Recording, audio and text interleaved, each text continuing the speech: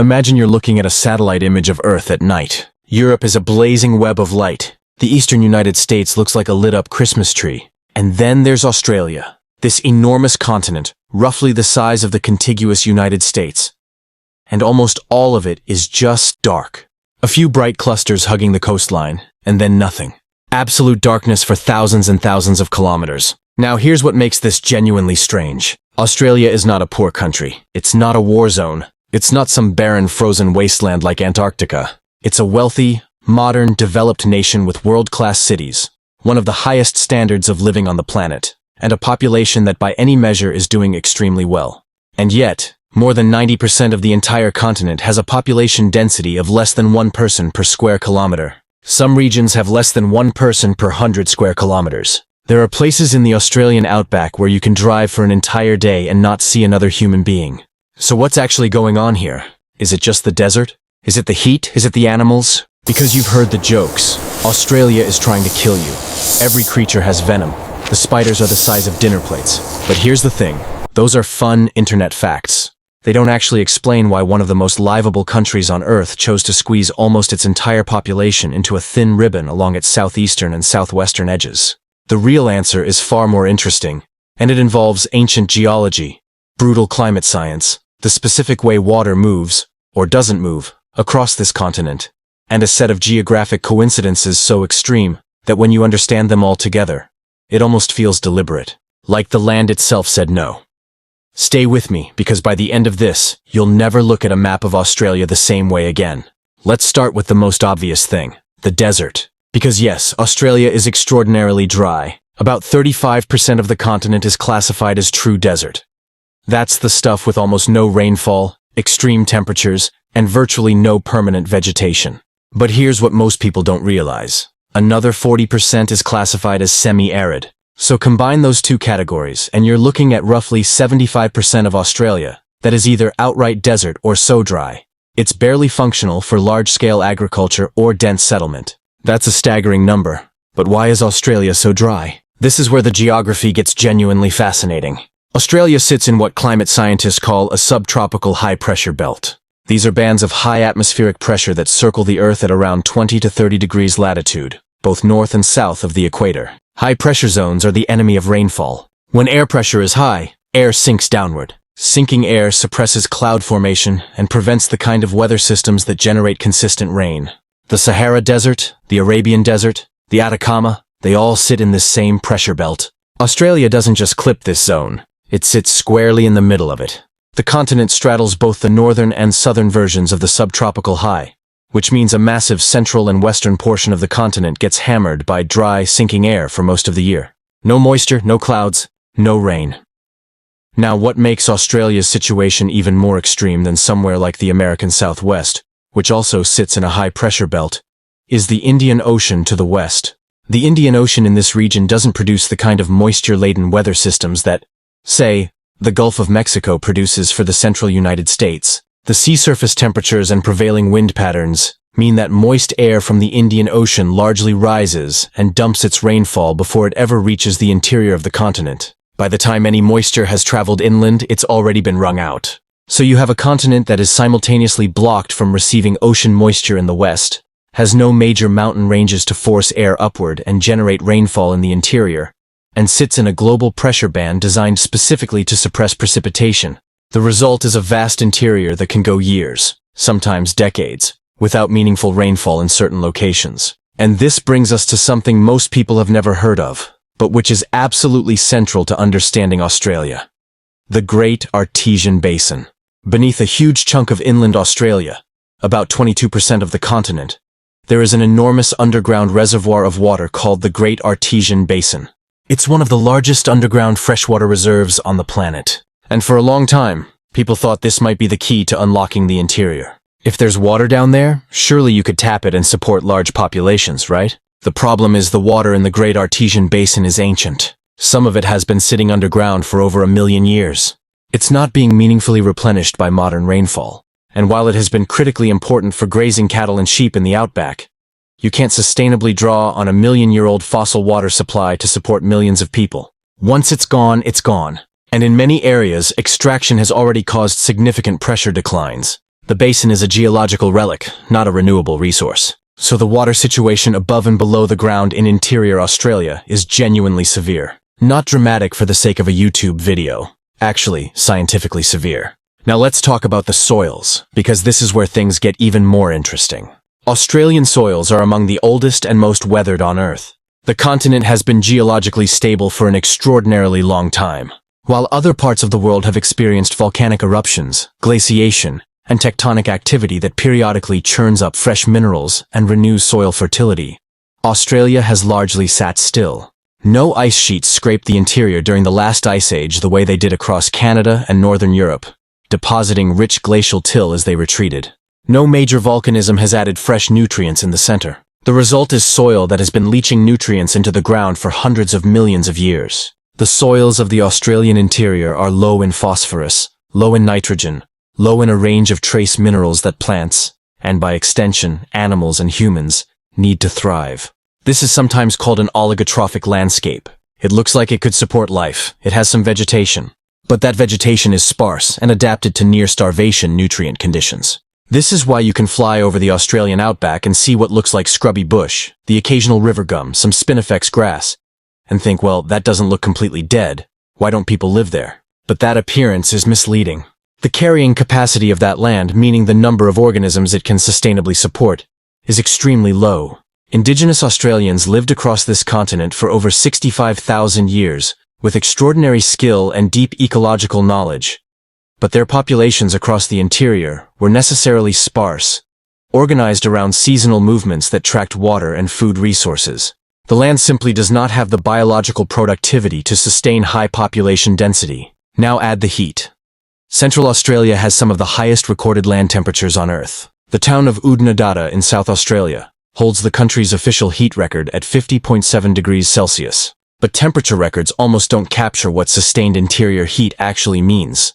It's not just a hot day, it's weeks, months of temperatures regularly exceeding 45 degrees Celsius. It's a heat that degrades infrastructure at an accelerated rate. Roads buckle, metal expands and warps. Electronics fail. Water evaporates from reservoirs faster than it can be replenished. Building and maintaining cities in environments like this is not impossible. Dubai exists. Phoenix exists. But it requires either enormous energy inputs for cooling and water management, or access to cheap water, or both. The Australian interior has neither in abundance, and then there's the geography of the coasts, which explains the peculiar distribution of where Australians actually do live. Here's something striking. About 40% of Australia's entire population lives in just two cities, Sydney and Melbourne. Another significant chunk lives in Brisbane, Perth, and Adelaide. These cities cluster in the southeast and southwest of the continent for reasons that are deeply geographic. The southeastern corner of Australia is the only part of the continent that reliably receives the kind of temperate, year-round rainfall that supports agriculture, dense settlement, and the kind of natural harbors that made colonial settlement viable in the 18th and 19th centuries. The Great Dividing Range, the chain of mountains running down the eastern coast, does something crucial. It forces moist air from the Pacific Ocean to rise, cool, and drop its rainfall on the eastern seaboard. Cities like Sydney and Brisbane sit in the sweet spot of this orographic rainfall pattern. The southeastern corner around Melbourne and into Tasmania gets rainfall from the Southern Ocean's westerly wind belt. These are genuinely favorable, temperate conditions for agriculture and settlement. The rest of the coast ranges from reasonable to extremely challenging. Perth, the most isolated major city on Earth, sits on the southwestern corner, where Mediterranean-style winter rainfall creates another pocket of viable agricultural land. But between Perth and Adelaide lies the Nullarbor Plain, one of the most extraordinary geographic features on the planet. It's a vast, flat limestone plateau with no rivers, no significant water sources, and almost no trees. The Trans-Australian Railway crosses it in a perfectly straight line for 478 kilometers, the longest straight section of railway on Earth. Because there is simply nothing to go around, nothing to divert for. Just flat emptiness in every direction. This is not a place people settled and then left. It's a place people walked through, sailed past, flew over. The Nullarbor is approximately 200,000 square kilometers of land that has never supported more than a handful of people at any given moment in recorded history. Now let's zoom out and think about this in terms of river systems. Because rivers are how civilizations have always worked. The Nile built Egypt. The Yangtze and Yellow Rivers built China. The Mississippi enabled the American interior. Rivers provide fresh water, transportation, fertile floodplains, and a logical spine around which populations can organize. Australia's river system, particularly in the interior, is unlike any other developed continent. The Murray-Darling Basin in the southeast is the continent's only major river system of real agricultural significance, and even it is modest by global standards, and highly variable year to year, sometimes running nearly dry during drought years. The rivers of the interior, if you can call them rivers, are largely ephemeral. They flow for days or weeks after rare rainfall events, and then they stop. The famous Channel Country in southwestern Queensland looks from satellite like an intricate network of waterways. But most of those channels carry water only a few times per decade. There is no great interior river. No Amazon, no Congo. No Mississippi. The center of Australia has no hydrological core around which large human populations could reliably organize. And this connects to something that researchers and geographers sometimes call the tyranny of distance. It's a phrase coined by Australian historian Geoffrey Blainey in his landmark 1966 book, and it captures something essential about Australia's human geography. Not just the distance from Europe, which dominated the early colonial experience, but the internal distances within Australia itself.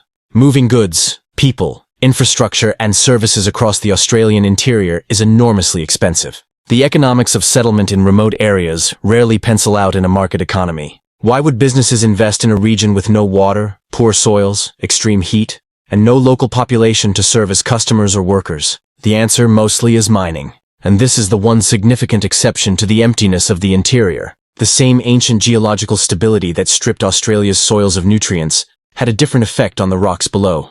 Billions of years of geological time, without the disruption of glaciation or intense tectonic activity, allowed mineral deposits to concentrate and preserve themselves in extraordinary quantities.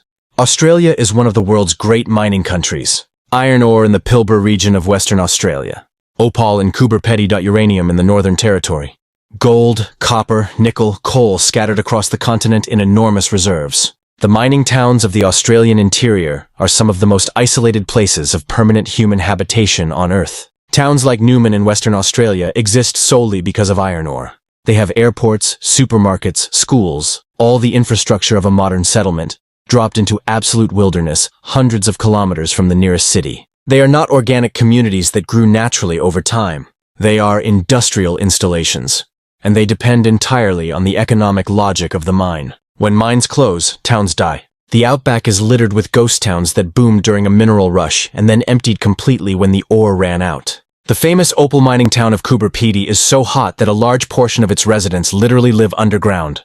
Not as a quirk or a tourist gimmick, though it has certainly become that too, but because digging into the earth provides natural insulation from surface temperatures that would otherwise make normal housing extraordinarily expensive and uncomfortable to cool. It is one of the most striking examples anywhere on Earth of a human settlement directly shaped by climate. The land is not hostile to humans in a dramatic, visible way. There are no roaring volcanoes, no towering cliffs. It is hostile in a patient, grinding, thermodynamic way. It simply costs too much energy to live there. Put all of this together, and you get a picture that is not about any single dramatic cause. It's not just the desert. It's not just the heat. It's not just the distance. It's the compounding of every single geographic variable. The pressure belts, the ancient soils, the lack of rivers, the absence of rainfall, the tyranny of distance, the economic logic of where agriculture can actually work, all of them pointing in the same direction. The Australian interior is not empty because no one tried. It's empty because the land, at a fundamental physical level, cannot support what we would need to put there. There have been grand schemes over the years to change this. Plans to dam rivers and redirect water inland. Dreams of turning the desert green with irrigation. Proposals to seed clouds and manufacture rainfall. Some of these have been attempted in partial form. The Snowy Mountains scheme, completed in the mid-20th century, is a genuine engineering marvel that redirected water from the Snowy River inland to support agriculture in the Murray-Darling Basin. But even that enormous project, one of the biggest infrastructure undertakings in Australian history, only addressed a small corner of the problem. The interior remains empty. And in a world of climate change, where Australia's already extreme weather patterns are projected to intensify, longer droughts, more severe heat events, more variable rainfall, the conditions that created this emptiness are not softening. They are hardening. Which brings us back to that satellite image. The darkness at the center of Australia is not an accident, not a failure of imagination or ambition. It is the honest answer that geography gives when you ask it to support large numbers of human beings without the water, the soils, the climate, or the infrastructure to do so. The Australian coast blazes with light because that is where all the right conditions converged. Rainfall, rivers, harbors, temperate climate, fertile land. The interior is dark because almost none of those conditions exist there. And there is something almost humbling about that. Here is a continent, modern, wealthy, sophisticated, where the fundamental forces of geology and climate still set the terms. Where the map of human settlement is drawn not by choice or history alone, but by the hard limits of what water, soil, and temperature will allow. Australia is nearly empty not because it was forgotten. It is nearly empty because it listened to what the land was saying. And the land, for most of its vast interior, has always said the same thing. There is not enough here. Not enough water, not enough fertility. Not enough of the basic ingredients that human civilization has always required. That's the real answer. That's the full picture. If you found this genuinely interesting, there is a lot more like it on this channel. We go deep on geography, history, and the hidden forces that shape how our world actually works. Hit subscribe so you don't miss what's coming next. And if you want more videos like this one, drop a comment below. It genuinely helps, and we read them. See you in the next one.